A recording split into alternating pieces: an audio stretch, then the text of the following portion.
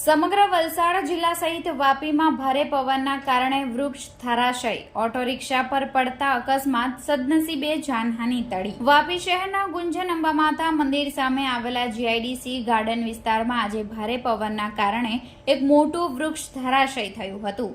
દુર્ભાગ્યવશ આ વૃક્ષ ચાલતી ઓટો રિક્ષા પર પડતા અકસ્માત સર્જાયો હતો। સમગ્ર વલસાડ જિલ્લામાં હવામાન વિભાગ દ્વારા કમોસમી વરસાદની આગાહી આપવામાં આવી હતી।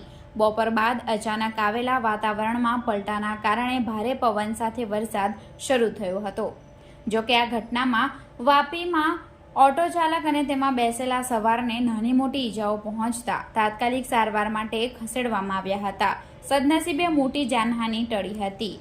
વૃક્ષ ધરાશય થવાની ઘટનાના કારણે રસ્તો એકતરફી બંધ થઈ જતા વાહન વ્યવહાર ખોરવાયો હતો।